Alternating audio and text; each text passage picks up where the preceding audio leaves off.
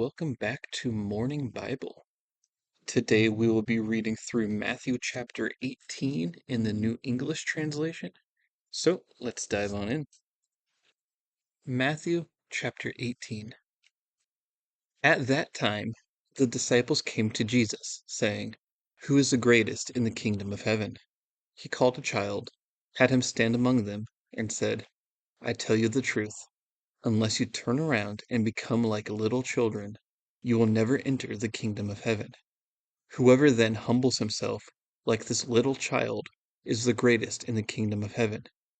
And whoever welcomes a child like this in my name welcomes me. But if anyone causes one of these little ones who believe in me to sin, it would be better for him to have a huge millstone hung around his neck and to be drowned in the open sea. Woe to the world because of stumbling blocks. It is necessary that stumbling blocks come, but woe to the person through whom they come.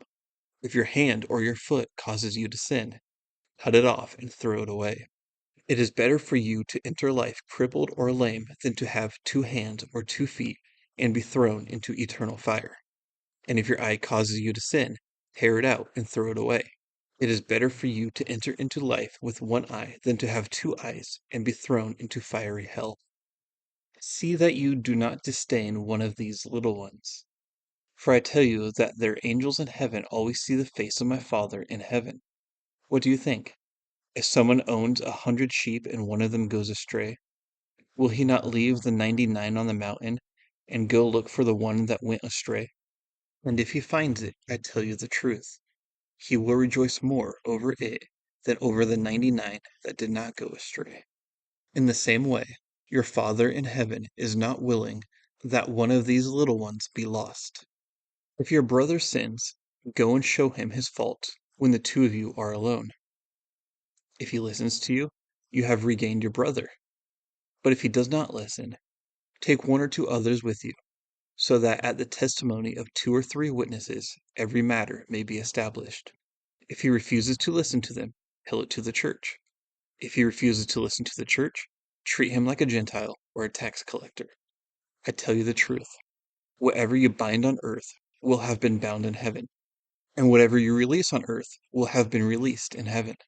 Again, I tell you the truth. If 2 of you on earth agree about whatever you ask, my Father in heaven will do it for you. For where 2 or 3 are assembled in my name, I am there among them. Then Peter came to him and said, Lord, how many times must I forgive my brother who sins against me? As many as 7 times? Jesus said to him, Not 7 times, I tell you, but 77 times. For this reason, the kingdom of heaven is like a king who wanted to settle accounts with his slaves. As he began settling his accounts, a man who owed 10,000 talents was brought to him. Because he was not able to repay it, the Lord ordered him to be sold, along with his wife, children, and whatever he possessed, and repayment to be made. Then the slave threw himself to the ground before him, saying, Be patient with me, and I will repay you everything. The Lord had compassion on that slave and released him and forgave him the debt. After he went out, that same slave found one of his fellow slaves who owed him 100 silver coins. So he grabbed him by the throat and started to choke him, saying, Pay back what you owe me. Then his fellow slave threw himself down and begged him, Be patient with me, and I will repay you. But he refused. Instead, he went out and threw him in prison until he repaid his debt. When his fellow slaves saw what had happened, they were very upset and went and told their lord everything that had taken place. Then his lord called the first slave and said to him, Evil slave, I forgave you all that debt because you begged me. Should you not have shown mercy to your fellow slave, just as I showed it to you? And in anger his lord turned him over to the prison guards to torture him until he repaid all he owed. So also my heavenly Father will do to you, if each of you does not forgive your brother from your heart. That was Matthew chapter 18 in the New English translation. Depending on how long each of these take, because I don't know if I want this podcast to really ever get super long, it's possible that I have 4 things I want to bring up. But again, that just depends on time and how long I'm spending on different things. but I'm not going to stop the flow of thought once I start talking about something. So, the first one is in verse 7. Woe to the world because of stumbling blocks. It is necessary that stumbling blocks come, but woe to the person through whom they come. And if you look a couple chapters ago at Matthew 16:23, Peter is called a stumbling block by Jesus. Just wanted to point that out. Take it how you will, but just wanted to point that out to our Catholic friends. Woe to the world because of stumbling blocks, which Peter was called by Jesus. It is necessary that stumbling blocks, Peter, come, but woe to the person through whom they come. So, again, take it how you will. I will move on now, but it's more stuff that I think the Catholics need to actually look at. The next two verses are literally the next two verses, verses 8 and 9. And this is something that people who are anti-annihilationism like bringing up. They say, oh, but the fire is eternal. And, well, they don't actually say the fire is eternal. They say that the torture is eternal because the fire is eternal. This is a verse I've heard referenced to say that annihilationism is not real. But if you look at it, it says, be thrown into eternal fire. The fire is eternal. Annihilationists don't argue that the fire itself is not eternal. We believe that the suffering is not eternal. And then the end of verse 9, and be thrown into fiery hell, which doesn't help either case, unless there's some sect of people that believe that hell isn't actually fiery. But I don't know of anyone that believes that, so that wouldn't matter. All that to say, some people use this verse or these verses to try to disprove annihilationism. And I don't think that you can do that with these verses. I don't think you can do it with any verse, but with these verses in particular, there is no good point that I think that you can make to try to disprove annihilationism. Moving on to number 3, verses 15 through 17.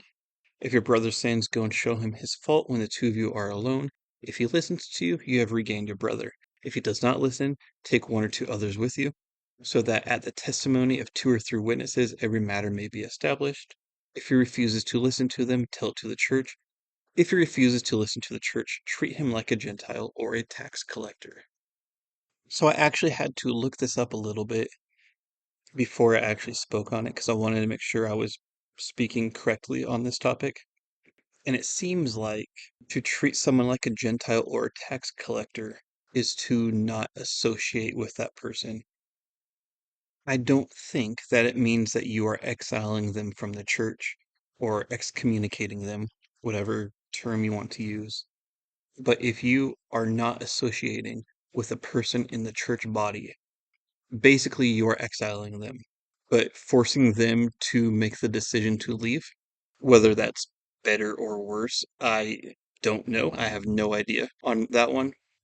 But what it brought to my mind is that, at least from my experience, it seems like excommunications don't happen anymore. And I'm not saying I'm like super pro excommunication and that if someone messes up one time, then they need to be excommunicated.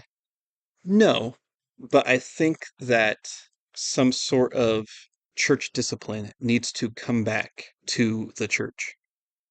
I think there's only one instance of an excommunication that I even know about, and it's a son of someone from my church, if I am remembering correctly. When someone says church discipline, what does that mean? To you, listener, what does church discipline mean? I don't know. I don't know what authority the church has, because it seems like the church has hamstrung itself and doesn't even excommunicate people anymore. Does anyone listening who is an honest and true believing Christian think that people that support abortion up until birth should really be part of the church? Or people that support transgenderism and gay marriage and all this other horrible, sickening stuff? Should those people be allowed in the church?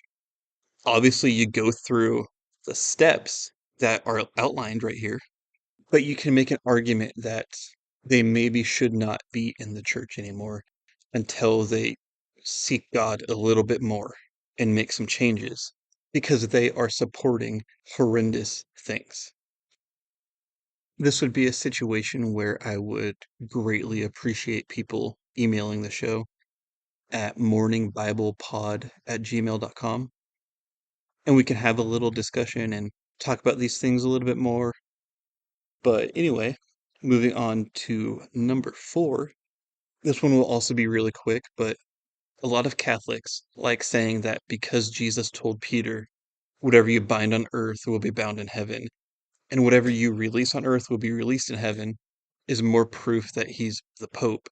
But here, it seems like he's telling it to all of his apostles, all of his disciples even.